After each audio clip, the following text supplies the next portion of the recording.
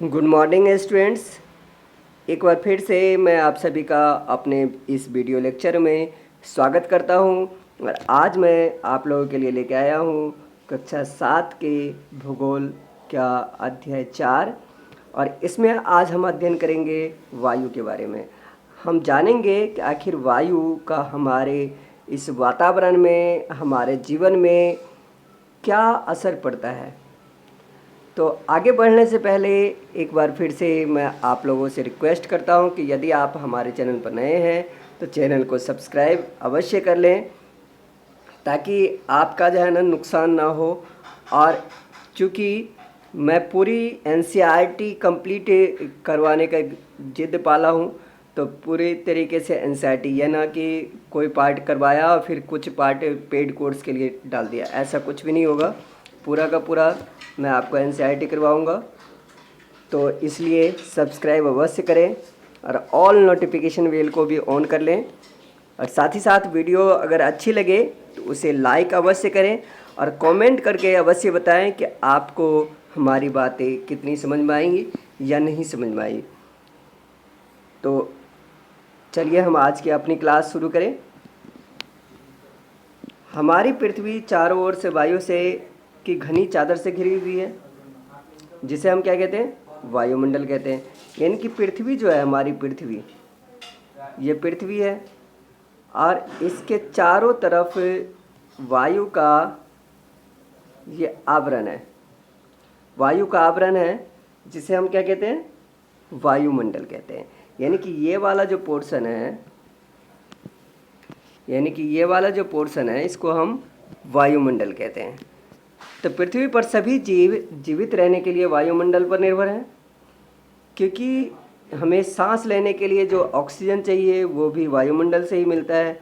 सांस लेने के लिए वायु प्रदान करता है और सूर्य की किरणों के हानिकारक प्रभाव, यानी कि सूर्य के में एक किरण होती है जिसको परावैंगनी किरण कहते हैं, इनकी अल्ट्रा वायलेट रेज कहते हैं, यूवी रेज।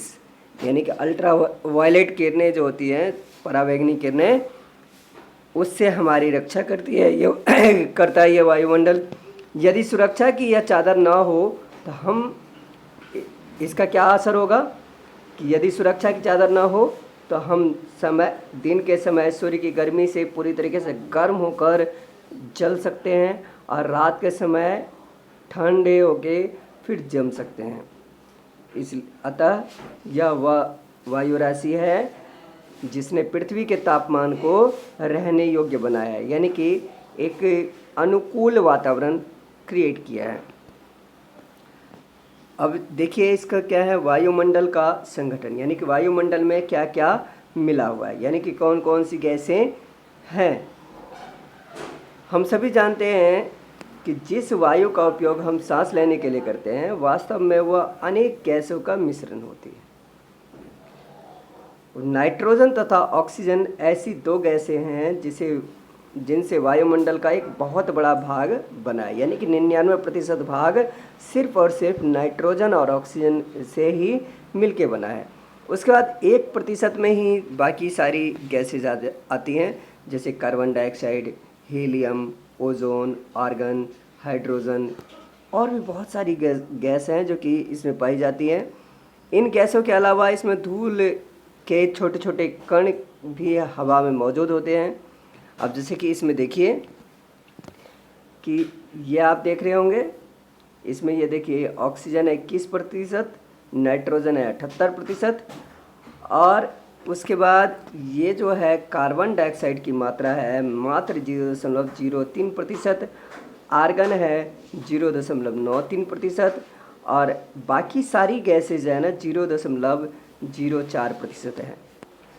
तो इस तरीके से एक बार फिर से मेमोराइज कीजिए कि देखिए 78 ये हो गया नाइट्रोजन N और 21% यानी कि ये हो गया O ऑक्सीजन और 0.03% ये हो गया कार्बन डाइऑक्साइड यानी कि CO2 और आर्गन हो गया 0.93% यानी कि AR 0.93% और बाकी अदर गैसेज जिसमें कि हीलियम आ जाता है, ओजोन आ जाता है। तो ये सारी गैसेज, बाकी और बहुत सारी गैसें हैं जो कि 0.0% में ही आता है। यानी कि आप इसको दूसरे अर्थों में अगर हम समझें, मान लीजिए कि 100 केजी गैस है, 100 केजी, तो 100 केजी गैस टोटल है, जिसमें कि 78 केजी आपका सिर्फ नाइट्रोजन है, 21 केजी ऑक्सीजन है और सिर्फ 0.03 ग्राम कार्बन डाइऑक्साइड है। और यानी कि कह सकते हो कि 3 ग्राम के आसपास कार्बन डाइऑक्साइड है और 93 ग्राम यानी कि 0.93% जो है क्या है, आर्गन है, और बाकी सारी गैसेस 0.04% है। ठीक है। नाइट्रोजन वायु में सर्वाधिक पाई जाने वाली गैस है। जब हम सांस लेते हैं तब फेफड़ों में कुछ नाइट्रोजन भी ले जाते हैं और फिर उसे बाहर निकाल देते हैं, परंतु पौधों को अपने जीवन के लिए नाइट्रोजन की पौधों को भी आवश्यकता होती है, लेकिन पौधे जो होते हैं वो नाइट्रोजन सीधे वायु से नहीं ले पाते। मृदा यानी कि मिट्टी और कुछ पौधों की जड़ों में रहने वाले जो जीवाणु होते हैं, बैक्टीरियाज होते हैं, वो वायु से नाइट्रोजन को लेके उसको अमोनियम में बदल देता है और उसी अमोनियम का प्रयोग पौधे करते हैं। ऑक्सीजन वायु में प्रचुरता से मिलने वाली दूसरी गैस है, यानी कि सबसे अधिक गैस कौन सी है, नाइट्रोजन। उसके बाद दूसरी गैस है ऑक्सीजन। मनुष्य तथा पशु, जितने भी जानवर आप देखते हो वो सब क्या लेते हैं सांस में के द्वारा, ऑक्सीजन लेते हैं। हरे पादप यानी कि जो हरे पेड़ पौधे होते हैं वो प्रकाश संश्लेषण करते हैं। प्रकाश संश्लेषण क्या होती है, तो पौधों के द्वारा भोजन बनाने की जो प्रक्रिया होती है उसे हम प्रकाश संश्लेषण कहते हैं। तो हरे पौधे जो होते हैं प्रकाश संश्लेषण के द्वारा ऑक्सीजन उत्पन्न करते हैं और कार्बन डाइऑक्साइड लेता है और ऑक्सीजन को छोड़ता है। इस प्रकार वायु में ऑक्सीजन की मात्रा क्या होती है, समान बनी रहती है, यानी कि जितना ऑक्सीजन हम लोग कंज्यूम करते हैं, जितना ऑक्सीजन हम लोग लेते हैं, उतने ही ऑक्सीजन फिर पेड़ के द्वारा छोड़ दिया जाता है और इससे क्या होता है कि ऑक्सीजन का लेवल बरकरार रहता है। यदि हम वृक्ष काटते हैं तो यह संतुलन बिगड़ जाता है। जाहिर सी बात है, मान लीजिए कि आप अगर 100 केजी कार्बन डाइऑक्साइड छोड़ते हो और तो 100 केजी लगभग ऑक्सीजन लेते भी होगे, तो 100 केजी अगर ऑक्सीजन आप लेते हो और मान लेते हैं कि एक पेड़ 10 केजी ऑक्सीजन छोड़ता है, तो इस तरीके से 10 पेड़ को अगर आपने काटा तो 100 केजी ऑक्सीजन का संतुलन तो बिगड़ जाएगा, यानी कि उसका बैलेंस जो है ना बिगड़ जाएगा। अब कार्बन डाइऑक्साइड की अगर बात करें तो कार्बन डाइऑक्साइड जो है ना, इसके बाद ऑक्सीजन नाइट्रोजन के बाद महत्वपूर्ण गैस की श्रृंखला में आता है, जिसको हम कहते हैं CO2। हरे पेड़ पौधे जो होते हैं अपने भोजन बनाने के लिए कार्बन डाइऑक्साइड का प्रयोग करते हैं और ऑक्सीजन वापस देते हैं। मनुष्य और पशु, अब देखिए थोड़ा मैं इसको बताता हूँ, हालांकि ये हायर स्टडीज़ का है, लेकिन फिर भी मैं आप लोगों को थोड़ा सा बताता हूँ कि अगली क्लास में जो जानेंगे उसको मैं बताता हूँ। देखिए कार्बन डाइऑक्साइड का क्या होता है, CO2। तो ये क्या करते हैं कि खाना बनाने के लिए यानी कि हीट के लिए या फिर पकाने के लिए कार्बन का यूज़ कर लेते हैं, ग्लूकोज फॉर्म करने के लिए कार्बन का यूज़ कर लेते हैं, और ये जो ऑक्सीजन होता है ये O2 बाहर निकल जाता है। अब कहोगे कि सर उनको फिर ग्लूकोज की अगर बात करें तो ग्लूकोज में कार्बन के अलावा हाइड्रोजन और ऑक्सीजन भी होता है, तो फिर वो कहाँ से आता है ऑक्सीजन, तो वो ऑक्सीजन आता है आपका वाटर से। तो वाटर में भी हाइड्रोजन और ऑक्सीजन होता है, तो वहाँ से वो ऑक्सीजन आता है। तो इस प्रकार से जाने ये क्या करता है कि कार्बन डाइऑक्साइड और ऑक्सीजन का संतुलन बनाए रखता है। मनुष्य और पशु कार्बन डाइऑक्साइड बाहर निकालते हैं। मनुष्यों तथा पशुओं द्वारा बाहर छोड़ी जाने वाली कार्बन डाइऑक्साइड की मात्रा पादपों द्वारा प्रयोग की जाने वाली गैस के बराबर होती है, यानी कि जितने मनुष्य कार्बन डाइऑक्साइड को पौधे प्रयोग करते हैं उतने ही हम लोग छोड़ते हैं, जिससे क्या होता है संतुलन बना रहता है। लेकिन यह संतुलन कोयला तथा खनिज तेल ये सब जो है ना, इस सबको जलाते हैं तो ये संतुलन बिगड़ जाता है, क्योंकि कार्बन डाइऑक्साइड बहुत ज़्यादा बनता है और उसके मुकाबले उसको कंज्यूम नहीं, यानी कि उसका उपयोग नहीं किया जाता है, तो उससे क्या होता है कि उसका बैलेंस जो होता है वो गड़बड़ा जाता है। वे वायुमंडल में प्रतिवर्ष करोड़ों टन कार्बन डाइऑक्साइड की बढ़ोतरी करते हैं। इसका परिणाम क्या होता है कि कार्बन डाइऑक्साइड का बढ़ा हुआ आयतन पृथ्वी पर मौसम तथा जलवायु को प्रभावित करता है। जलवायु को प्रभावित करता है।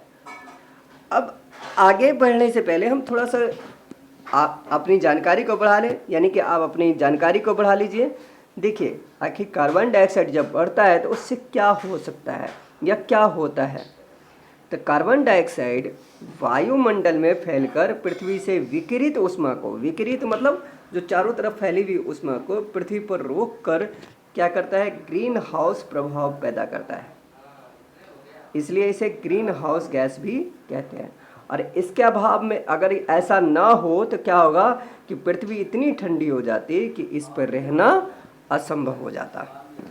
लेकिन जब कारखानों और कार के धुओं से वायुमंडल में इसका स्तर बढ़ता है, यानी कि इसका लेवल जब बढ़ जाता है, तब इस ऊष्मा यानी कि इसके गर्मी के द्वारा पृथ्वी का तापमान बढ़ता है, यानी कि पृथ्वी का जो पूरा टेम्परेचर है वो बढ़ जाता है। अब ज़रा इसको इस तरीके से आप समझिए, जैसे कि अब ये देखिए, ये है पृथ्वी।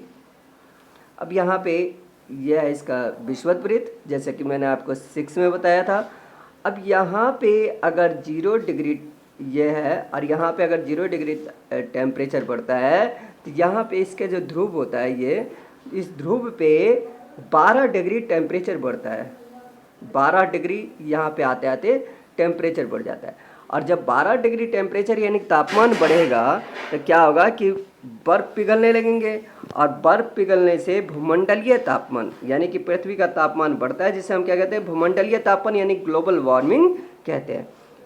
तापमान में इस वृद्धि के कारण क्या होता है कि पृथ्वी के जो सबसे ठंडे प्रदेश है, जिसको ध्रुवीय प्रदेश कहते हैं, वहाँ पे बर्फ़ जमी होती है, तो वहाँ की बर्फ़ पिघलती है, और जिसका परिणाम क्या होता है कि समुद्र का जो जल स्तर है, यानी कि समुद्र में जो पानी का लेवल है वो बढ़ जाती है, जिससे तटीय क्षेत्रों में बाढ़ आ जाती है। और इसी का परिणाम है कि हमारा जो इंदिरा पॉइंट था, वो भारत का अंग था जो अंडमान निकोबार में था, वो आज सुनामी के कारण, इसी ग्लोबल वार्मिंग का नतीजा था कि सुनामी के कारण 2004 में पूरी तरीके से जलमग्न हो चुका है। दीर्घ अवधि यानी कि बड़े समय में इसके कारण जलवायु में बहुत अधिक परिवर्तन हो सकता है, जिसके फलस्वरूप कुछ पौधे और पशु ही लुप्त हो सकते हैं, और कुछ हुए भी हैं। तो इसलिए हमें खास ध्यान रखना पड़ेगा कि कार्बन डाइऑक्साइड का हम बहुत कम यूज करें, यानी कि बहुत चीज़ों को जलाने से बचें, और ऐसा प्रयोग करना चाहिए। जैसे कि अब देखिए, हम हमेशा क्या करते हैं, अपने पर्सनल वाहन यानी कि जो पर्सनल व्हीकल्स होते हैं उसका यूज़ करते हैं। इसके बजाय हम पब्लिक ट्रांसपोर्ट का अगर यूज़ करें तो उससे कार्बन डाइऑक्साइड कम कंज्यूम होगा। तो इससे क्या होगा कि कार्बन डाइऑक्साइड को अगर हम बचाएंगे तो उससे हमारा ग्लोबल वार्मिंग कम रहेगा, कंट्रोल में रहेगा, और वो उससे क्या होगा कि हमारी वायुमंडल सुरक्षित रहेंगी। जब वायु गर्म होती है, अब देखिए क्या होता है कि जब वायु गर्म होती है तो फैलती है, और जब हल्की होती है तो ऊपर उठ जाती है। यानी कि वायु जैसे ही गर्म होगी तो वो इस तरफ ऐसे चली जाएगी ऊपर की तरफ, और जब ठंडी वायु जो होती है अगल बगल में वो इधर आ जाती है। तो इस तरीके से वायु का संतुलन बना रहता है। तो इस प्रकार से हमने इसके बारे में जाना, और अभी के लिए फ़िलहाल इतना ही। अगले भाग में हम लोग जानेंगे वायुमंडल की संरचना के बारे में। तब तक के लिए have a nice day, take care, thank you.